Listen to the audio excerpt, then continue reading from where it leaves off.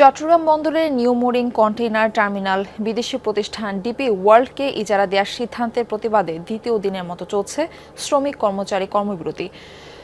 সেখানকার খবরাখবর জানাতে আমাদের সঙ্গে যুক্ত হচ্ছেন আমার সহকর্মী সুমন। আমরা যাচ্ছি তার কাছে। সুমন, গতকাল তো বন্দর এলাকায় সভা সমাবেশ নিষিদ্ধ করে গণবিজ্ঞপ্তি জারি করেছিল সিএমপি।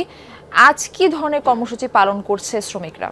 বারফি, শ্রমিকদের যে কর্মবিরতি সেটি আসলে চলছে বন্দরের ভেতর। আমরা সকাল 8টা থেকে বন্দরের ভেতর থেকে কোনো ধরনের পণ্য নিয়ে ট্রাক সেটি আসলে বের হতে দেখিনি এবং বন্দরের ভেতরে আসলে কোনো ধরনের ট্রাক প্রবেশ করতে আমরা দেখিনি।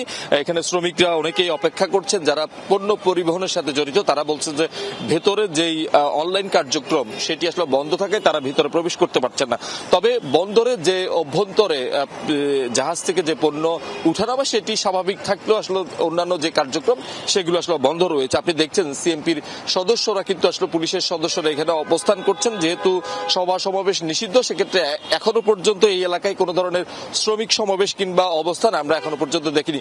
তবে সকাল 11টায় শ্রমিকদের একটি কালো পতাকা মিছিল নগরীর আগ্রাবাদ মোড় থেকে আসলে শুরু হওয়ার কথা রয়েছে এবং সেটিতে মূলত আসলে এখন শ্রমিকরা সেই প্রস্তুতি নিচ্ছেন। আমরা দেখছি এখানে সিএমপির যারা ঊর্ধ্বতন কর্মকর্তারা রয়েছেন তারা এখানে এসে পৌঁছেছেন সকাল থেকে। তারা আসলে বলছেন যে যেহেতু সিএমপির পক্ষ থেকে স্পষ্ট বার্তা এখানে কোনো ধরনের সভা সমাবেশ করা যাবে না, সেক্ষেত্রে এখানে কোনো ধরনের মিছিল সেটিও আসলে সিএমপির পক্ষ থেকে অ্যালাউ করা হবে না। তবে এই যে গণবিজ্ঞপ্তি, সেই বিজ্ঞপ্তির আওতা মুক্ত কিন্তু আসলে নির্বাচনী যে গণসংযোগ প্রচার প্রচারণা সমাবেশ সেটি কিন্তু আপনি দেখছেন একেবারে বন্দরের যে 4 নম্বর গেটে আমরা রয়েছি, এই গেট এলাকায় কোনো ধরনের আসলে আমরা দেখছি যে পণ্য পরিবহনের কাজে সব যানবাহন রয়েছে সেগুলো তেমন আনাগোনা নেই। শ্রমিকরা বাহিরে তারা ঘোরাফেরা করছেন এবং অন্যান্য জায়গায় যে শ্রমিকরা যারা আন্দোলন করছে তারাও আসলে যে পতাকা মিছিল সেটিতে তারা প্রস্তুতি নিচ্ছেন এবং গতকালের মতো আজকেও কিন্তু 8 ঘন্টা কর্মবিরতি পালন করবে